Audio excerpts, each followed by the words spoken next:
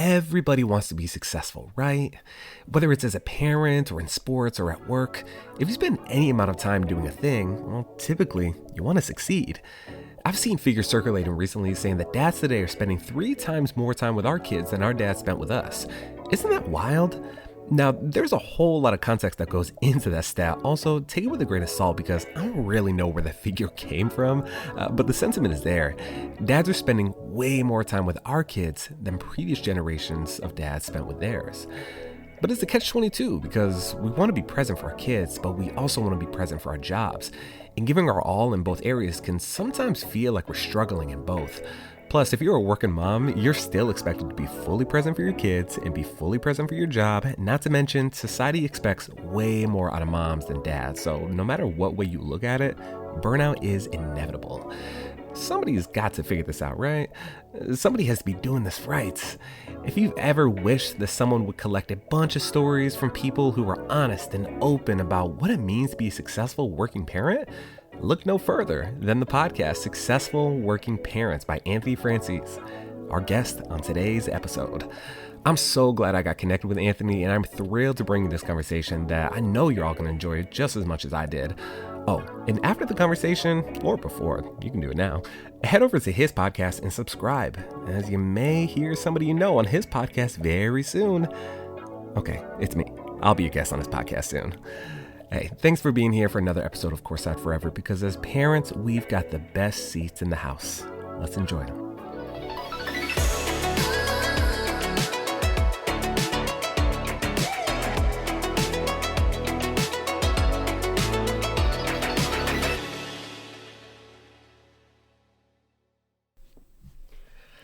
All right, we've got with us businessman, father, podcaster, and movie reviewer from the podcast Successful Working Parents. We've got Anthony Franzese with us today. Anthony, how are you doing today? Wow, Ryan, what an intro. I'm doing well, thanks. Appreciate you having me. Good. I'm thrilled to have you on. And this conversation was born out of networking, which is what I love. We have a mutual connection of Maureen, who I believe you went to college with. Is that correct? Yeah. Shout out to Maureen. Hopefully she's listening. Yeah, I hope so. I'll have to send this to her. Yeah, definitely. She's great. I mean, like years ago, got connected with her in LinkedIn, and just when I shared this on LinkedIn, you never know what's going to happen on LinkedIn, right? But she was kind enough to send both of us messages, cold messages. Neither of us knew each other. But she was like, "Hey, I think you two should connect." And I'm really glad she did, because you're right. awesome. Yeah. She was. So you've been in this space for a while. Your first episode of Successful Working Parents was released, I saw, on May 31st, 2023. And since then, you have produced dozens and dozens of episodes. So my first question for you is, what led you to create a parenting-focused podcast? Yeah, well, I was becoming a parent myself. I actually started the podcast before my daughter was born. My daughter was born in July 2023.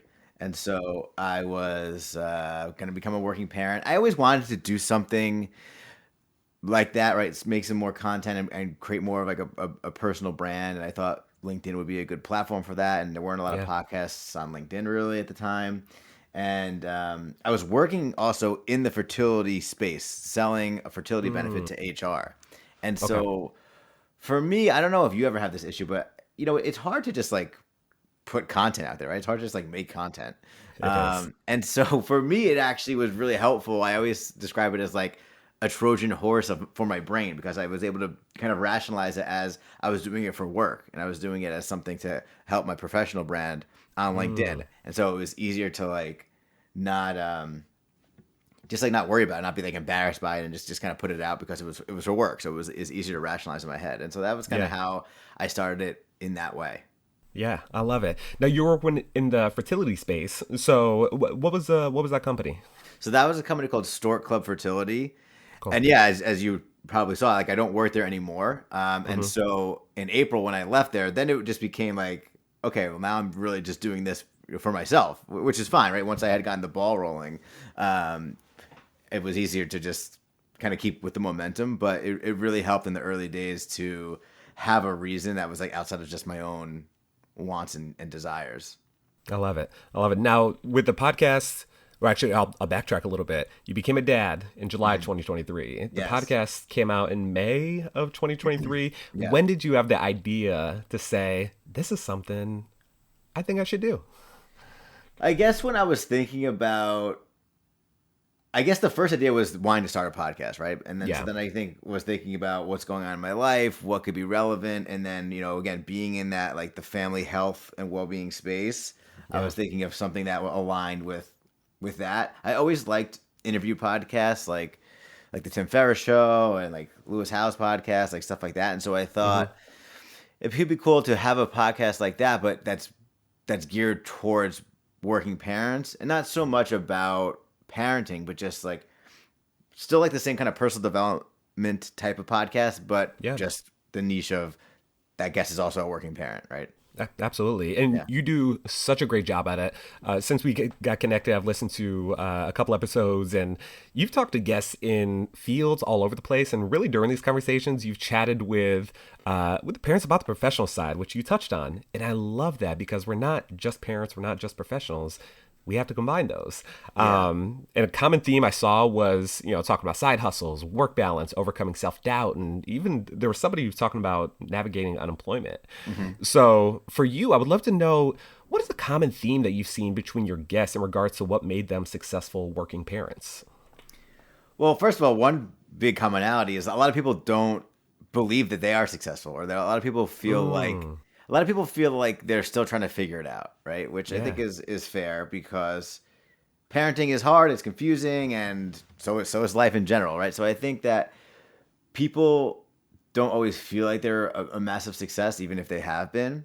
And I think that just the fact that you're even aware of that is usually a sign that you are doing well, right? I think that people, really bad parents, I don't think wonder if they're being good parents or not, right? I think that just to have the awareness of like, am I doing this well, or am I really as successful as I'm told I am, or I could be?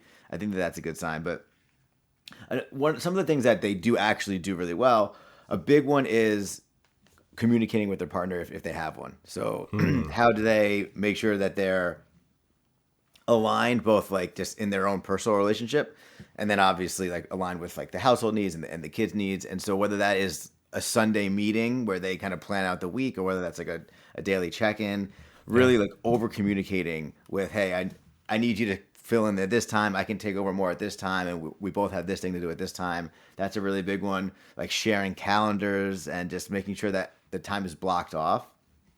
Blocking off also comes into play with setting their own boundaries with work.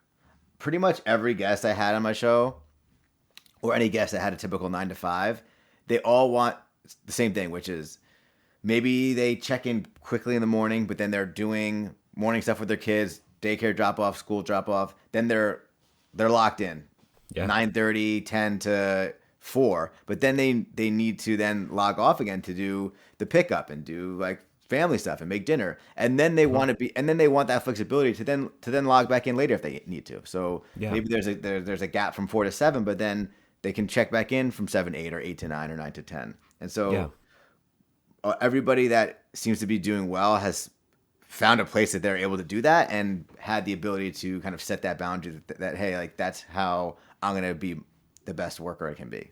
Yeah, I love that. Now, is there a piece of advice that you've received from any of your guests that you've implemented into your life? Yeah, I mean, a lot of things. I mean, that's actually a big one is clear communication with your employer or your manager on what you want to do, because some people I think would be afraid to bring that up in an interview of like, hey, just so you know, like at 4:30 I had to log off and I'm going to be out of pocket until 7, unless there's a serious emergency. But if you don't share that, then you're going to end up, and just hope you can get away with it, then you're just going to end up having conflict later on. And so one big thing has been just really like being upfront and communicating what boundaries I need, or just what kind of setup I need with my manager and with work in general. That's been a really big one. I always ask people what advice they have for me as a father of a, and it's kind of whatever age my daughter is at the time, right? So I've had advice from before she was born until 18 months. Not bad. And a lot of advice has been taking more video, which has been really helpful because, yeah, you get a lot of pictures, but then when you capture the video, it's like it's just different, right? You get to hear her voice, you get to see her moving, and so it's been interesting to see how many people said that. Whenever I find like Yeah. a commonality like that, it's interesting to see over 60 people, like a dozen of them say the same thing. Yeah, oh for sure. The video, I can attest to that. I've got a 8-year-old and a 5-year-old, and when I come across a video of them speaking, especially, it's just like hearing that voice. Like, Yeah, oh my goodness. I know. The pictures are great, of course, but yeah, video just to really capture those moments. And like just the totally non-scripted moments are the best. So Oh yeah, I'll absolutely. echo that for sure. Okay, great. Now we've touched on success for other people, and a theme is that a lot of them don't necessarily feel that they're successful. Now, looking at yourself and your parenting and your work, what would you consider to be success for you personally? Oh man, that's a good question.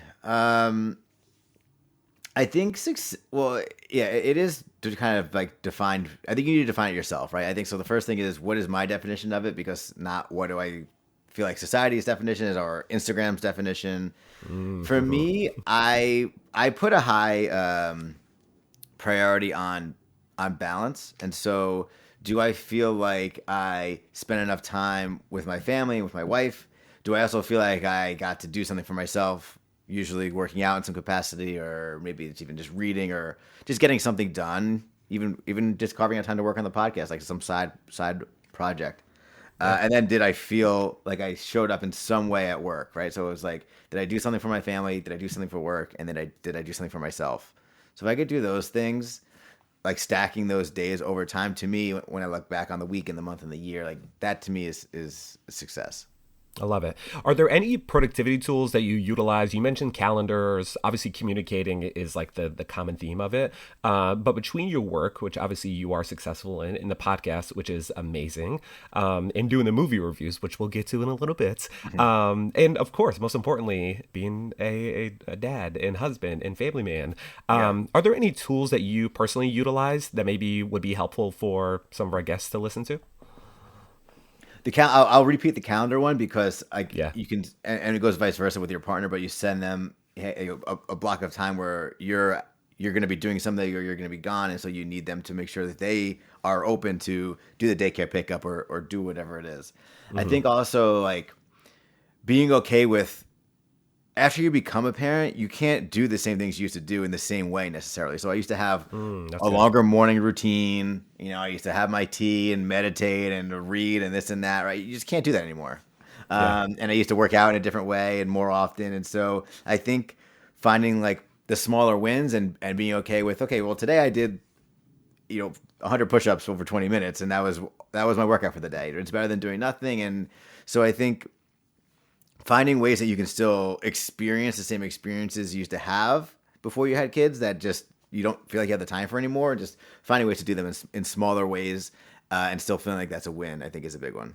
Oh, that's big. I'm so glad you said that because I'm such a proponent of side hustles and more than anything, not like necessarily side hustles, but just like side projects, so to Hmm. speak, Yeah. and doing things. Because I've seen a lot of parents, and certainly I speak to a lot of dads like you do, who have gotten out of those routines. And maybe they used to love working out. And then Yeah. the kid came and they just stop. It's just like a brick wall, stop.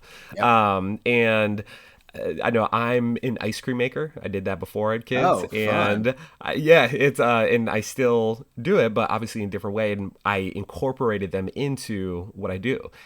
So maybe if somebody's like a woodworker, I don't know if maybe a 1-year-old should be out there, but there might be little things that they can do. So I love the fact that you Yeah. you speak to and advocate for dads and parents in general, Yeah. keeping some of those things alive. Well, So if you're a woodworker, maybe you can make a little bassinet. You can make something there for we the kid. go. A wooden There we go. toy, some sort of polished wooden toy. I don't know. Yeah.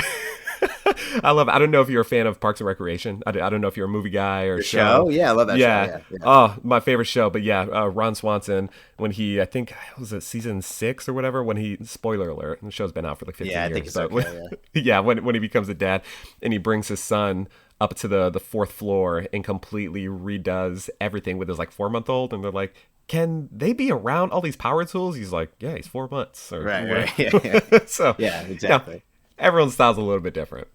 But, in terms of your work, you've spent time at Headspace, and their mission is to provide every person access to lifelong mental health support. Now, for working parents, what would you recommend that we do to take care of our mental health during these difficult seasons? Well, I'm a big proponent of meditation. I was into it before I got to Headspace, and I think one of the reasons why is because, going back to what I was saying, like you could do it in smaller ways. You can do it in like micro chunks. So again, I used to meditate like 20 minutes every morning. I saw you have a training certificate in meditation. Yeah. I wasn't sure if I was going to use this for it, but when I did some research, I was like, wow, you've got your meditation teacher training certificate, which is awesome. Oh yeah, I went deep down that rabbit hole at one point. I mean, I went to a silent meditation retreat where I didn't talk or look at my phone for a week. And really? Yeah. Oh yeah. We can get into that. Goodness. But you don't have to do that, right? You can start much smaller than that. So first of all, when it comes to mental health, I do think you should talk to somebody, a professional, if you need to, or if you have the time to, and the resources to. Like, and a lot of companies now at least have something where you can get a few sessions supported through your EAP or things like that. And I do think that's really important. And I'm really glad that in general the stigma around mental health and mental health struggles and being okay, asking for help is kind of lifted. So definitely talk to somebody if you can and if you feel like you need to. But meditation is something that you could do really easily and like really cheaply and quickly. So an app like Headspace, there's other apps out there. There's a Calm app. I like the Waking Up app actually as well. Oh, interesting. Okay. These all have ways that you can be taught to meditate and do it in anywhere from 3, 5, or 10 minutes. It's similar to exercise, right? Like it's better to walk for an hour than not walk at all. But if you only have 5 minutes, that's better than not walking at all, right? So like any amount of time to me is better than no time. So just because you feel like you don't have 20 minutes to sit there with your legs crossed and zen out, it doesn't mean that 90 seconds of mindful breathing wouldn't be really helpful for you. And so I think that's a really great tool to have. I love it. Now, obviously, I just learned some new information 2 minutes ago, so I need to go off track my notes for a little bit. But meditation for a week, no phones. Long story short, can you give me an example? How did you come to that realization that said, "Oh, I need to go this route"? Have you ever meditated before? Are you a meditator? I wouldn't say I'm a meditator. I think I have before. I don't know if I did it well or properly. Sure. So any piece of advice or info you have, I will take it all. Okay, cool. Well, yeah, I mean, I even like that now. Like most people have at least tried it, right? Like when I do love the Calm app. Yeah, like this is not sponsored by Calm, obviously, sure. but I have that. I love it. I pay for it. It's amazing. Great. Yeah. And so like when I first started meditating, it was like 2013, and even 10, 11 years ago, it was a little bit more fringe. But now, people like us, like they've at least tried it at some point, right? So the meditation retreat was actually a part of the teacher training. So I signed up for a teacher training. There were these studios in New York City, and part of that was going out on being a part of your own meditation retreat. So I was pretty nervous about it because it's a long time to just kind of sit there.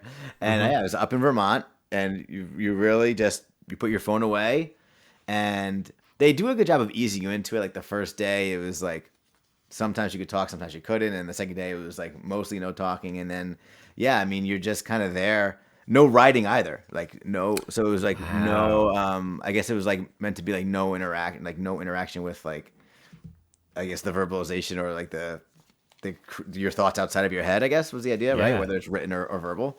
And so I found it really challenging, but quite profound and ultimately a really good experience. Oh my goodness. And then That of is course, amazing. as soon as I left, I'm on the bus going home, and I just instantly open up my phone and just download the world back into my brain, right? But it was fun while it lasted. Yeah. Where in Vermont was that? It was a place called Carmicholing was the name of their center. I don't know where in Vermont it was, but I believe we had to take the bus up to New Haven. And there was like an hour long van ride from there. I love it. I'm originally from upstate New York, pretty close to Vermont, and I love Vermont. It's like one of my favorite places. When people talk about places to go on vacation, a lot of people are like, "Oh, Hawaii, all this." I'm like, send me to the woods in Vermont, and like I love the people, love the culture, love the food. Yeah, it was really peaceful. It was really nice. Nice, I love it. So now, currently, you're working with WellRight, which powers over 500 corporate wellness programs, which is what I found. So I'm sure, as you know, people are stressed at work. We deal with it all the time. So, in your opinion, what can managers do to better take care of their staff, especially working parents? Sure. So, yeah, I mean, there's a lot of things there. I think the first thing is understanding what the staff needs or what the employees need, because I think there's different types of employees, different work forces that might need different things. When it comes to working parents, a really great trend right now is providing more coaching support, especially in the early stages of parenthood. So immediately before you take your leave, and then kind of preparing, like returning to work is like a huge one, right, for working parents, because there's a huge amount of people, mostly women, but both sets of parents who end up never returning to work after they take that leave, or they end up retiring within like the first year after they return to work because they just feel like it's hard to manage. And so Yeah. there's a huge like use case or like ROI for a business to invest more heavily in their working parent population, making sure they feel supported. Things like coaching support for when they return to work, helping them understand like with their manager, and so providing manager support as well with how do you manage a working parent if you're not one, and how do you help them take things off their plate when they're leaving, and how do you help them kind of onboard or re-onboard successfully once they come back. Obviously, you can get really fancy. There's some companies that support. I mean, they even have like on-site daycare and child support and things like that. But there's even there's resources like care.com where you can supply employees with a little bit more of a resource, whether it's like a financial stipend or something like that for childcare. I think childcare is a huge reason why working parents reconsider their careers, even if they don't quit entirely. They change jobs and they change industries because of the childcare. I mean, crisis, for lack of a better term. It's really expensive right now. It is. Yeah. And so that's a big one. What WellRight does is WellRight focuses more on like the physical and mental and emotional well-being as well as the social. And so it's a way for employees to have all the things that their employer offers in one place. And so how do we make sure that they're able to see everything really easily? The other thing is, how do you get people to use them more? And so if you can create a thoughtful incentive design where employees have good reasons to try some of these things, and then they can understand, okay, wow, I really see the benefit in using this. The problem is a lot of employees don't necessarily know what's offered to their employer from their employers. Employers don't do a good job of communicating it out. It might not even be clear like what it's for. And so I think that people would be surprised sometimes if they did a deeper dive into the benefits they have. They have access to a lot of things. Oh, for sure. For sure. I know there was, I found the therapist I found through Headway, and I'd never heard of Headway. And then I kind of did some digging in terms of some of the resources I had a couple of years ago and came across Headway. Yeah. And it was a great way to find a therapist, and I didn't know it existed. I've been in the HR space for about 15 years, and I love talking to not only employees, but just like friends and things like that about different struggles they go through. And I'm just like, oh, have you looked into an EAP? And they're like, no, what is that? And I get to talk about, EAPs. I get to talk about, benefits, and there's so much. And like we mentioned, everybody is just so stressed out at work, and just having something like WellRight is incredibly important for employees and for managers. Now, one thing that you mentioned that I'd love to dive into is parents returning to work, especially moms returning to work, and how difficult it is. I've seen that. Totally believe it. In your instance, what have you seen that's made returning to work for parents so difficult? Yeah, so this is something I've been talking to guests about lately. There's been a few guests I had recently who, after their second kid, and it seems to be the second kid that really does it. After their second kid, they really rethought their career, and a lot of them changed. They ventured onto their own, and a lot of people are going into consulting or creating businesses where they have a little bit more autonomy and time flexibility.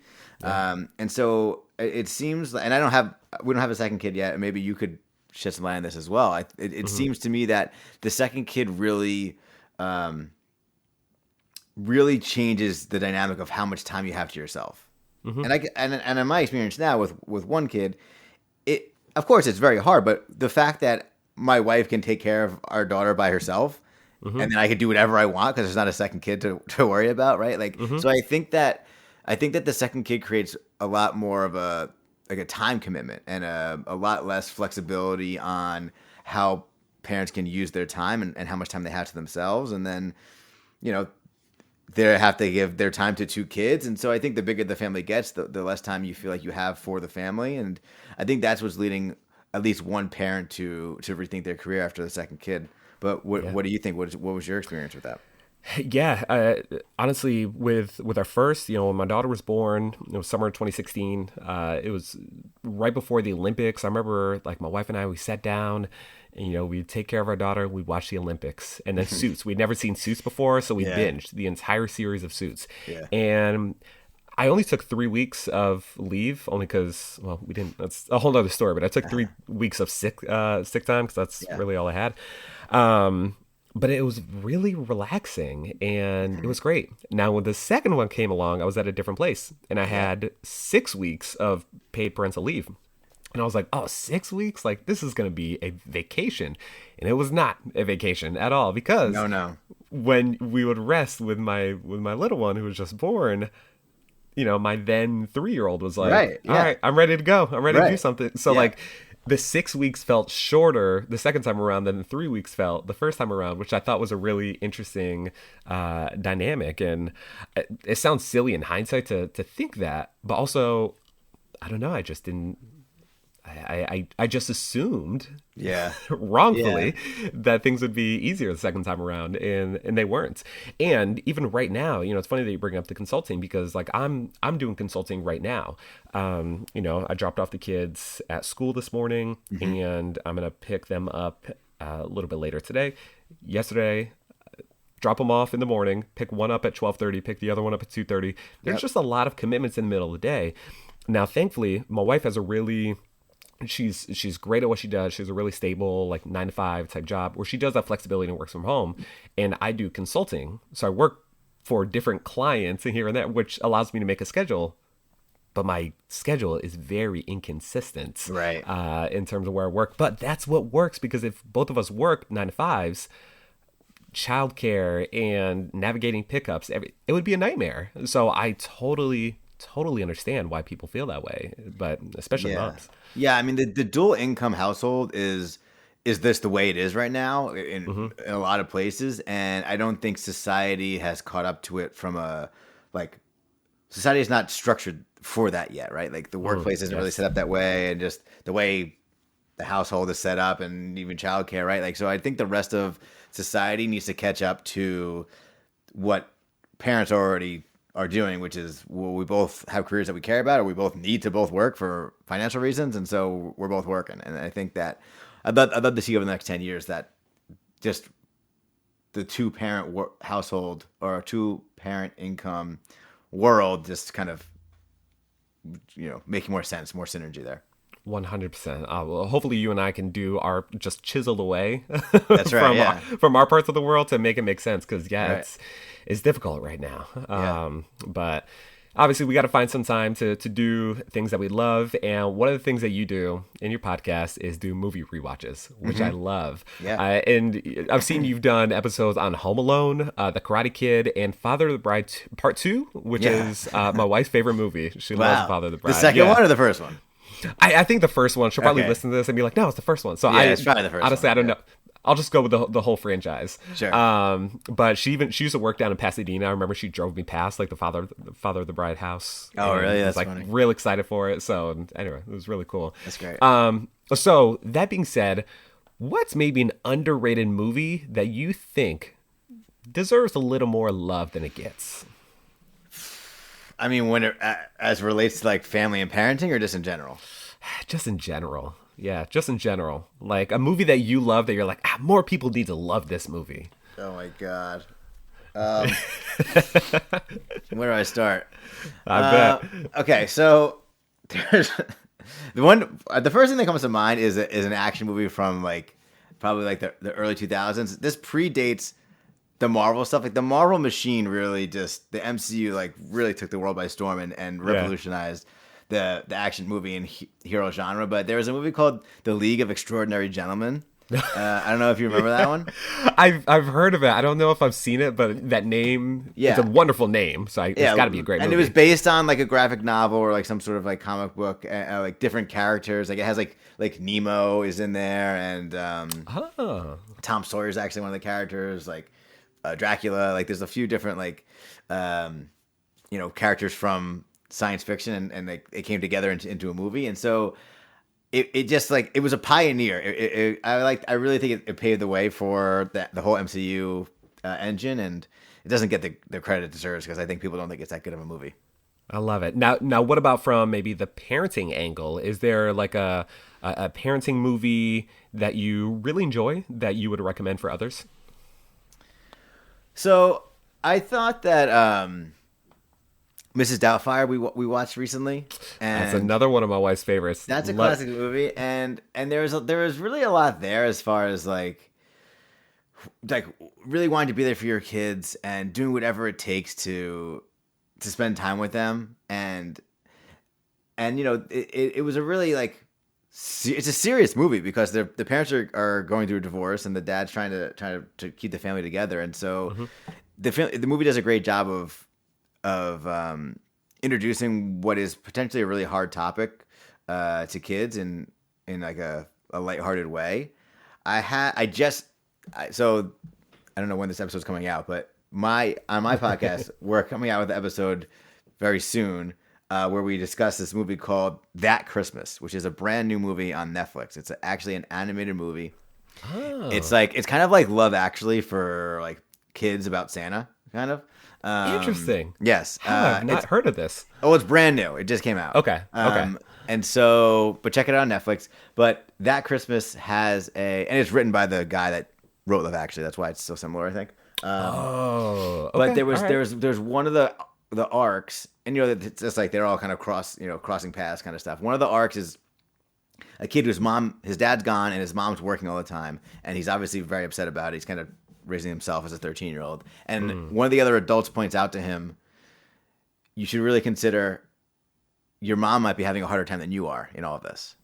Wow. Which on the one hand, and I talked to my guest about this, who is a family coach. On the one hand, that's a great perspective to have, right? You're going through something hard. Keep in mind other people's experiences. I think that's really great in like a partnership and a marriage. Keep in mind the other person's experience. On the other hand, my stance was, should we really be burdening our kids with, burdening this kid with such a heavy topic, right? Like, and so we got into this really great discussion about the importance of sharing with kids the realities of the world in a thoughtful and intentional way, and not just shielding them from what's hard and making it seem like everything is always like rainbows and daisies. And so I think it's really interesting to see movies that will try to introduce to kids a harder topic, right? Inside Out's really crushing it with that as well. So good. Inside Out 2, which we're also episode coming out on that. But yeah, so I think that I love to see movies that are doing that, where we're not just making it seem like life's great and everything's always a happy ending, and it's good to introduce kids in a meaningful, intentional way to negative emotions sometimes. Yeah, I love that. Well, I'm so glad that we are connected because I'm going to invite myself onto your podcast because I really want to review a movie with you. Yeah, definitely. Please. Let's do it. Yeah, we'll. I know I go over a lot of Christmas movies. One of the silliest things that I do is do Christmas movie reviews. Like they're so unserious. I do this whole rating system. None of it makes sense, but I enjoy it. A couple people seem to enjoy it, so I'm like, I'm going to keep on doing it. Great, yeah. You're writing articles, or I write them out, but then I do videos. They're like a minute long where I kind of give like a review on it. Sure. No, I love it's that. usually something incredibly just silly, but they're on like the Hallmark Christmas movies. Like I just watched Christmas on Call, which like Donna Kelsey's in it. Like it's this whole thing. But I love doing that. So movie reviews, my go-to. I love it. Great. But to end things off, I always love to ask people about something specific around like fictional characters. So I'm gonna tailor this question for you specifically based off your expertise. So speaking of the movie rewatches, sticking with movies, we'll go with that. Who would you say is your favorite fictional movie dad? Oh man, that's a great question. My favorite fictional movie dad. Well, I'm gonna not say Mrs. Doubtfire because we just talked about that. True. You know, it's funny because what's coming up is like the bad ones, like the dad from Liar Liar. You know, was another movie I had discussed. Yeah. The dad from Home Alone, obviously not very good. Favorite fictional movie. Well, to one of the movies, one of the dads that I think is often like regarded as a really great dad is they're really more in the sitcoms. You know, like I think about my childhood, like Uncle Phil was a great father. Uncle Phil, yes, the father from Boy Meets World. To me, like that was always like that guy was always like a really a guy to admire in fatherhood. I feel like movies a lot of times are framed around, you know, especially like a kids movie or a family movie. It's usually like the dad's more aloof and not really there. Which is a whole nother podcast episode, Yeah. like even why that trope exists. But like that's another conversation for another day. Yeah. So I'm gonna bend the rules. I'm gonna say I'm gonna say Uncle Phil and the dad from Boy Meets World. There we go. You are the guest. You can bend the rules all you want. Great. It's funny because when you mentioned Mrs. Doubtfire, that's one of those movies. I think we were talking earlier about 90s movies and how some of them wouldn't necessarily get made today. Yeah. And Mrs. Doubtfire is the classic case of when that movie came out, Robin Williams' character, Mrs. Doubtfire, is seen as kind of like the hero. I think, I'm assuming I was a kid when it came out, but like is seen as like, oh, like this great dad. But you put it into 2024 terms, and if you read that article like in the news somewhere, you would say, wait, this man dressed up as a nanny to take care of his kids, and like his whole background, you know, Sally Field's character was seen as kind of like the villain. Not the villain, but like... No, she was. I actually watched it not that long ago. She was definitely painted as the villain. And yes. Yeah. And there's and she's like, she's the only sane person in that movie. And there's some problematic stuff in that movie for sure with Mrs. Doubtfire, and so I do think that movie would not get made today. I know, but I'm so glad it was when it was made. Like we got to be able to compartmentalize a little bit some of these movies, different time period. Yeah. Oh my. No, it's a classic, and recipes to the legend Robin Williams too. That's right. That is right. Well, Anthony, I cannot thank you enough for joining me on this episode of Courtside Forever. You know, where can the people find you? Yeah, check me out on Spotify, Apple Podcasts. Successful Working Parents is the podcast. You can connect with me on LinkedIn as well. Anthony Franzese on LinkedIn. Those are the best places. I love it. Well, I am so incredibly grateful. Again, I know we are going to have another conversation in the future, for sure, about some movies and whatnot. But again, it's just been an absolute pleasure getting to know you, and really excited to continue to connect with you in the future. So, anyway, Successful Working Parents, Anthony. Thank you so much. Ryan, thank you. This has been fun. Thanks for being here for another episode of Courtside Forever, where our goal is to ensure that parents enjoy the best seats in the house. If you enjoyed this episode, share it with a friend or two, and feel free to reach out with any comments or questions. I'm your host, Ryan Rucker, and I appreciate you being here. Take care.